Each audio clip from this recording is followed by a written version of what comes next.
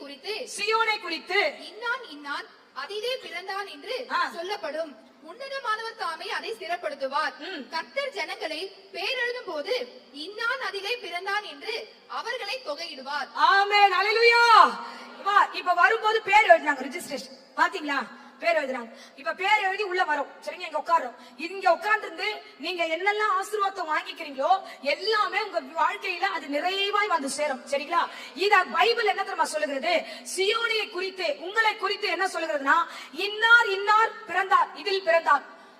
இப்படி ஒரு மனுஷன் பிறந்தான்பா, இப்படி இவ்வளவு நாள் இப்படி வாழ்ந்தாண்டா, இதுக்கப்புறம் இவனுடைய வாழ்க்கை வேற மாதிரி போச்சு, கடவுள் அவரை ஆசீர்வதிச்சாரு, அவன் வாழ்க்கை தொகை ஆசீர்வாதமா மாறுச்சின்னு பரலோகத்துல உங்களை குறித்து எழுதப்படும்.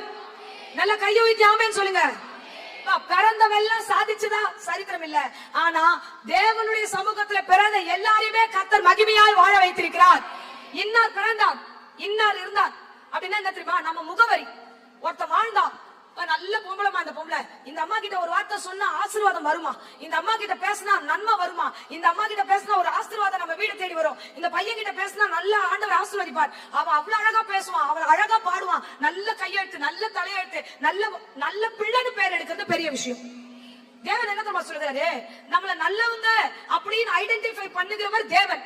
ஆனா நம்ம கூட இருக்கிறவங்க இது தருதல, இந்த குடும்பமா, இது எதுக்கும் உழவாது, இது ஓடி போனது, இது ஓடி வந்தது, இந்த வாழ்க்கை எதுவுமே பிரயோஜனம் இல்ல, இது குடிகார குடும்பம், இது வட்டி வாங்கின குடும்பம். நம்மளை குறித்து என்ன அட்ரஸ்? என்ன அட்ரஸ்? நீங்க ஒரு நிமிஷம் யோசிச்சு பாத்தீங்கன்னா உங்களை குறித்து உங்களுக்கு ஒரு அட்ரஸ் இருக்கும். என்ன அட்ரஸ்? உன்னை பார்த்து 10 பேர் என்ன சொல்லுவான்? யாரா நீ அப்படின்னு கேட்டா என்ன சொல்லுவாங்க? அவனா தருதலன்னு சொல்லுவானா, இல்ல அவனா பரிசுத்தவான் சொல்லுவானா?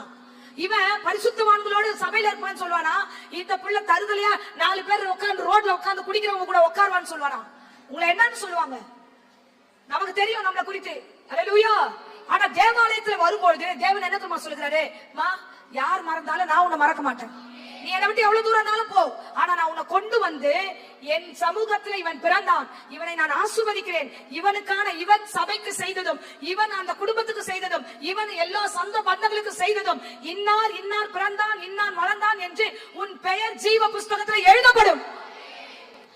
நீங்க கொடுத்த காணிக்கை ஒருவேளை மேபி நான் மறந்து போகலாம், நீங்க செய்த நன்மைகள் உங்க பக்கத்து வீட்டுல இருக்கிறவங்க, உங்க சொந்தக்காரங்க, நண்பர்கள் மறந்து போகலாம். ஆனா தேவன் என்ன சொல்றாரு? நான் அதிலே பிறந்தான் என்று, இன்னார் சபையில பிறந்தான் என்று அவர்களை தொகையிடுவார். தொகையிடுவார். அல்லேலூயா. அப்படின்னா என்ன தெரியுமா? நீங்க செய்த எல்லா நன்மைகளையும் கர்த்தர் தொகையிடுகிறவர். ஆமென். நீ செய்த எல்லா நன்மையும் மறைக்கப்படாது, நீ செய்த நன்மைகள் எழுதப்படும்.